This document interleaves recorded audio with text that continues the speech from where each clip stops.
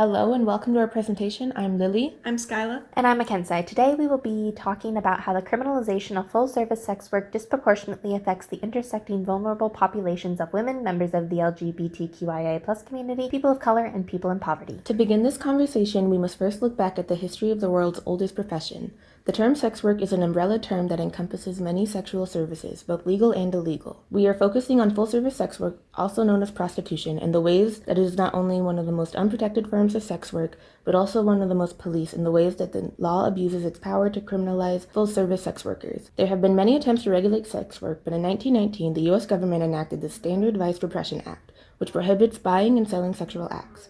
Although individual states can decide the legality of full-service sex work, it is illegal in all of them. In the present day, there has been a dramatic growth in the sex work industry, but it hasn't led to safer conditions and has led to the hyper-regulation and criminalization of people who are already vulnerable. According to the Georgetown Journal of Gender and Law, the two main points of the criminalization of full-service sex work deals with the intent to engage in sexual acts and all the ways that it can look, and the compensation of it. These laws and regulations usually only affect the full-service sex workers and often do not punish the people who intended to pay them. The criminalization of sex workers causes four prominent issues: police harassment and violence, imprisonment, the immunity of people who physically or sexually assault or rape sex workers, and the spreading of STIs and STDs. The New York Times spoke to Peppermint, a black trans woman, drag queen, and activist who said that, quote, decriminalizing sex work could reduce interactions between officers and trans people, especially black trans women, which can be traumatic or even deadly, unquote. The New York Times continued to say, quote, a report from the NCTE found that 22% of transgender people who interacted with the police reported harassment. For black trans people and especially sex workers, the number was higher, unquote. In the YouTube video, the activists fighting to decriminalize sex work by Vice, sex worker Rebel Ray also said that sex workers face police harassment, and when she attempted to report a rape by someone who was going to be a customer, she was sent to jail for a long time, in her words, and that is a sex worker.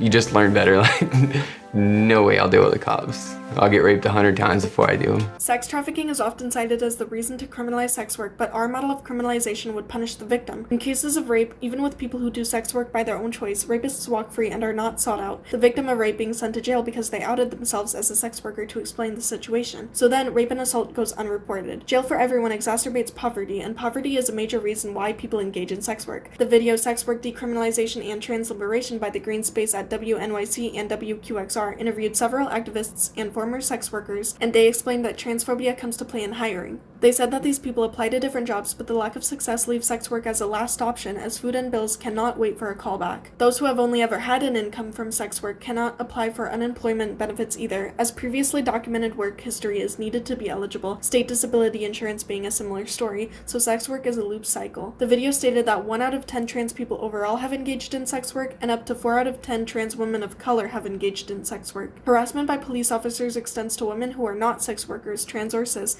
as they are the most likely to be accused of being a sex worker, getting stopped and frisked, and can get convicted of loitering for the purpose of prostitution for carrying more than 2 condoms. For actual sex workers, this creates a rise of STIs and STDs. Carrying condoms gets them convicted, so some have simply stopped. When there was a 7-year-long loophole in Rhode Island that decriminalized indoor paid consensual sex, quote, there were 31% or 824 fewer reported rapes and a decrease of approximately 2,000 cases of gonorrhea, unquote, according to the UCLA. The over-policing and criminalization of sex work has led to many studies on how sex workers would go about making their profession safer. In the study done by Lutnick and Cohen, the legalization of sex work was supported by 2 of the 40 women interviewed in the qualitative stage of the study.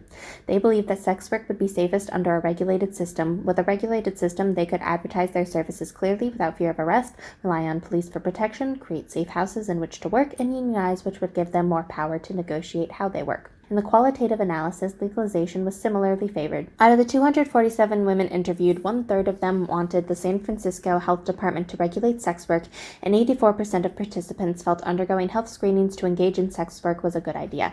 Taking all the participants' preferences into consideration, none of them all fit neatly into the 3 pre-existing legal frameworks. The majority of sex workers did voice a preference for removing the statutes that criminalize sex work, but at the same time, there was no cohesive ideas for legalization.